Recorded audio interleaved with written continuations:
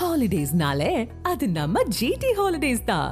GT Holidays, South India's #1 travel brand. You know you are special when you're with GT Holidays. மத்திய அரசுக்கு எதிராக திடீரென கண்டன அறிக்கையை முன்னாள் முதல்வர் ஓ பன்னீர்செல்வம் வெளியிட்டுள்ளதால் என்டிஏ கூட்டணியிலிருந்து அவர் வெளியேறுகிறாரா என்ற கேள்வி எழுந்திருக்கிறது.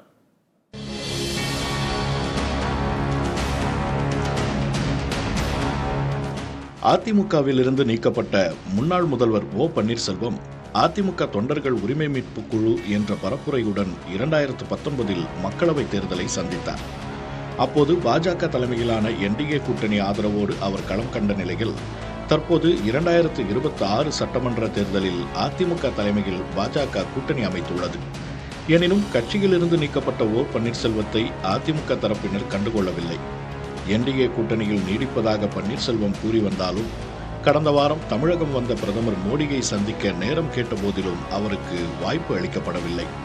அதே சமயம் பழனிசாமிக்கு மட்டும் பிரதமரை சந்திக்க வாய்ப்பு கொடுக்கப்பட்டது அரசியலில் பேசுபொருளானது. இந்நிலையில் தமிழகத்திற்கான 2151 கோடி ரூபாய் கல்வி நிதியை மத்திய அரசு விடுவிக்காததற்கு கண்டனம் தெரிவித்து ஓ பன்னீர்செல்வம் திடீரென அறிக்கை ஒன்றையும் வெளியிட்டிருக்கிறார். இது பாஜகவின் என்டிஏ கூட்டணியில் அவருக்கான கதவுகள் மூடப்பட்டதன் வெளிப்பாடே என அரசியல் விமர்சகர்கள் கருதுகின்றனர். பன்னீர்செல்வம் தரப்பை பாஜக பெரிதாக கண்டுகொள்ளவில்லை என கூறப்படும் நிலையில் அடுத்தது என்ன என்பது குறித்து தனது ஆதரவாளர்களுடன் அவர் நாளை ஆலோசனை மேற்கொள்கிறார்.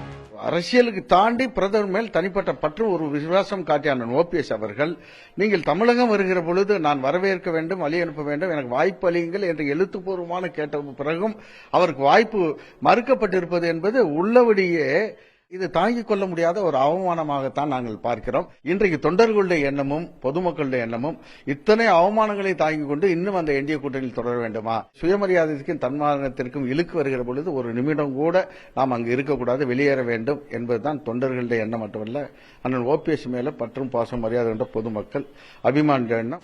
இது ஒரு புறம் இருக்க, தமிழக அரசியலில் தற்போது பெரும் எதிர்பார்ப்புடன் இருக்கும் தமிழக வெற்றிக் கழகத்துடன் கூட்டணி அமைப்பது தொடர்பாக ஓ பன்னீர்செல்வம் ஆலோசனை நடத்துவதாகவும் கூறப்படுகிறது.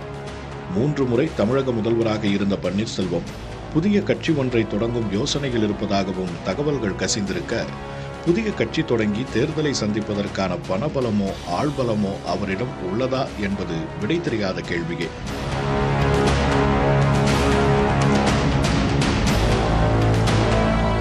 புதிய தலைமுறைக்காக செய்தியாளர்கள் குழு.